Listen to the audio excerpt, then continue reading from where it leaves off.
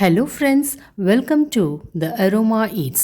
இன்னைக்கு நம்ம சேனல்ல பார்க்கக்கூடிய ரெசிபி என்னன்னு பார்த்தீங்கன்னா சீஸ் கார்ன் பிரெட் பக்கோடா. இந்த பிரெட் பக்கோடா வந்து எப்பொழுதும் தானே செய்கிறோம், இதில் என்ன புது விஷயம் அப்படின்னு நீங்கள் நினைப்பீங்க. ஆனால் இதில் வந்து சீஸ் கார்ன் இதெல்லாம் போடுறதுனால இதோட டேஸ்ட் பார்த்தீங்கன்னா ரொம்ப நல்லாயிருக்கும். இந்த பக்கோடா செய்கிறதுக்கு வந்து ரொம்ப டைம் எடுக்காது, ரொம்ப ஈஸியாக செஞ்சு முடிச்சிடலாம். இந்த மாதிரி பக்கோடா வந்து குழந்தைங்களுக்கு ரொம்ப பிடிக்கும், அதனால கண்டிப்பாக வீட்டில் செஞ்சு பாருங்கள். வீடியோக்குள்ளே போகிறதுக்கு முன்னாடி நம்ம சேனலை இது வரைக்கும் சப்ஸ்கிரைப் பண்ணாதவங்க சப்ஸ்கிரைப் பண்ணிக்கோங்க, பெல் ஐக்கானையும் கிளிக் பண்ணிக்கோங்க.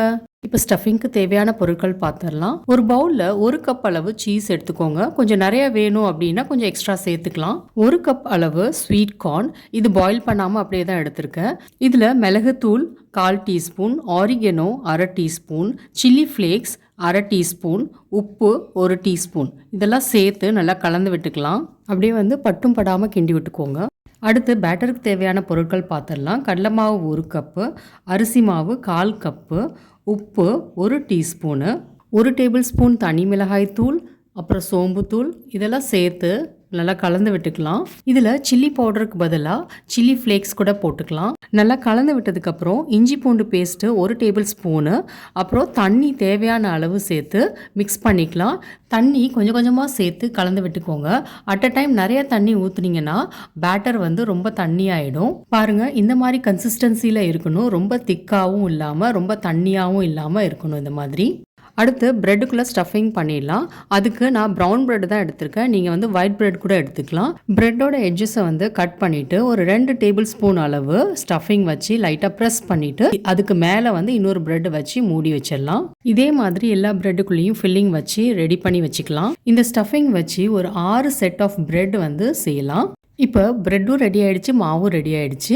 அடுத்து வந்து நம்ம வந்து ப்ரெட்டை வந்து ஒரு செட்டாக வந்து மாவில் டிப் பண்ணி எடுத்து எண்ணெயில் பொரித்து எடுத்துடலாம். மாவு வந்து ப்ரெட்டில் எல்லா இடத்துலையும் படுற மாதிரி நல்லா டிப் பண்ணிக்கோங்க. எண்ணெய் வந்து ரொம்ப சூடாக இருக்கக்கூடாது, மீடியம் ஹீட்லேயே இருக்கட்டும். 2 பிரெட் செட்டாக போட்டு ஃப்ரை பண்ணி எடுத்துக்கலாம். ஒரு சைடு ஃப்ரை ஆனதுக்கப்புறம் திருப்பி போட்டுருங்க, இன்னொரு சைடும் நல்லா வந்து வேகட்டும். ஸ்டவ் வந்து மீடியம் ஃப்ளேம்லேயே இருக்கட்டும். இந்த பிரெட் பக்கோடா வந்து கோல்டன் ப்ரௌன் ஆகிற வரைக்கும் ஃப்ரை பண்ணி எடுத்துக்கோங்க. இந்த ஸ்டேஜில் வந்து நம்ம எடுத்துடலாம். இதே மாதிரி மற்ற பிரெட் செட்ஸையும் வந்து ஃப்ரை பண்ணி எடுத்துக்கோங்க. இதை எந்த ஷேப்பில் வேணாலும் கட் பண்ணி எடுத்துக்கலாம். நான் வந்து இன்றைக்கி ரெக்டாங்கிள் ஷேப்பில் தான் கட் பண்ணுறேன். பாருங்கள், சீஸ்லாம் உருவி எவ்வளோ சூப்பராக இருக்குன்னு. இது குழந்தைங்கள்லேருந்து பெரியவங்க வரைக்கும் எல்லாரும் ரொம்ப விரும்பி சாப்பிடுவாங்க. இது வெறுமனையாகவும் சாப்பிட்லாம், இல்லை அப்படின்னா டொமேட்டோ சாஸோட வச்சு சாப்பிட்டாலும் ரொம்ப நல்லாயிருக்கும். இந்த ரெசிபியை வந்து உங்கள் ஃப்ரெண்ட்ஸ் அண்ட் ஃபேமிலியோட கண்டிப்பாக ஷேர் பண்ணுங்கள். இந்த பக்கோடாவை வந்து வீட்டில் ட்ரை பண்ணி பார்த்துட்டு எப்படி வந்துச்சுன்னு கமெண்ட் பண்ணுங்கள். இந்த ரெசிபி உங்களுக்கு பிடிச்சிருந்துச்சுன்னா என்னோட சேனலை இது வரைக்கும் சப்ஸ்கிரைப் பண்ணாதவங்க சப்ஸ்கிரைப் பண்ணிக்கோங்க, பெல் ஐக்கானையும் கிளிக் பண்ணிக்கோங்க. தேங்க்யூ.